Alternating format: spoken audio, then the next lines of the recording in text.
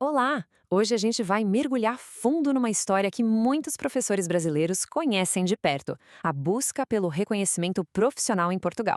O que deveria ser um caminho reto, muitas vezes vira uma verdadeira saga, uma batalha entre os direitos que estão na lei e, bem, uma montanha de burocracia.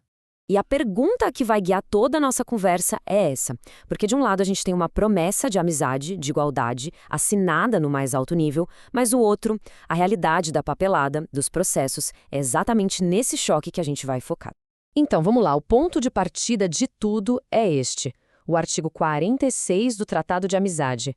Pensem nele como a regra de ouro, a garantia máxima.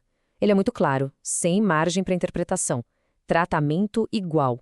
Isso quer dizer que, em tese, um professor brasileiro não deveria enfrentar nenhuma exigência a mais que um professor português.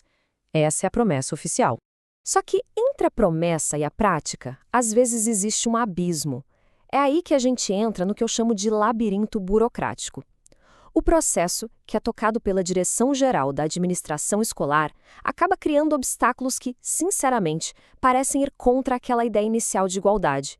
E para a gente entender esse conflito, é fundamental saber uma coisa: nem toda regra é igual. Existe uma hierarquia, uma ordem de importância entre as leis. E entender quem manda em quem aqui, olha, é a chave para desvendar esse quebra-cabeça. Agora, olha que interessante a organização disso. No topo de tudo, com força total, está o Tratado de Amizade. Ele é direito internacional, é o mais forte. Abaixo dele vem uma lei que segue as diretrizes da União Europeia. E só lá na base, por último, é que vem a portaria administrativa, que é uma norma interna. É como se o tratado fosse a constituição do país e a portaria a regra de um condomínio. A Constituição sempre ganha, né? Então, vamos ver na prática onde é que a coisa aperta. Onde exatamente essa colisão entre a lei maior e a burocracia do dia a dia acontece. São barreiras bem específicas que aparecem no caminho. E essa aqui, para mim, é a mais inacreditável. A lei maior diz que a autoridade deve só verificar o conhecimento da língua. Simples. Mas na prática, o que eles pedem? Um certificado de português como língua estrangeira, o tal do CAPLE. Peraí, um brasileiro, falante nativo, precisa provar que sabe português como se fosse um estrangeiro? Isso não só cria um custo que não deveria existir, como é uma barreira que um português, obviamente, jamais enfrentaria. Chega a ser irônico. O próximo obstáculo é uma espécie de trabalho dobrado. É como se pedissem para a pessoa passar por dois processos de reconhecimento diferentes, um acadêmico e outro profissional, quando, na verdade, para trabalhar, só um deles deveria ser necessário.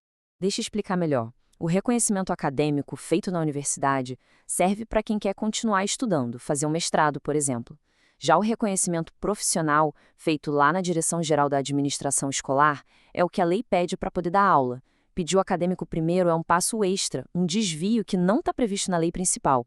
Imagina precisar de duas carteiras de motorista para dirigir o mesmo carro, não faz sentido. Ok, agora vamos para outro cenário. Digamos que existam mesmo diferenças entre a formação no Brasil e em Portugal. A lei prevê formas de compensar isso, tudo bem. A grande pergunta é: quem decide como essa compensação vai ser feita? É uma escolha ou uma imposição? A lei, na verdade, dá duas opções bem diferentes. De um lado, tem o estágio de adaptação, que pode levar, pasmem, até 3 anos. É um compromisso de vida. Do outro lado, uma prova de aptidão, que é algo rápido, um teste para verificar o conhecimento. A diferença de tempo e impacto na vida da pessoa é gigantesca. E aqui está o pulo do gato. A regra geral é claríssima. O professor tem o direito de escolher. Ponto.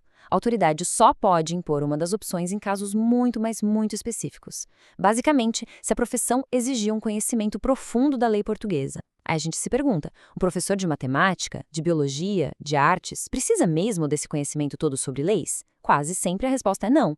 E é por isso que essa tentativa de impor o estágio mais longo pode ser contestada legalmente.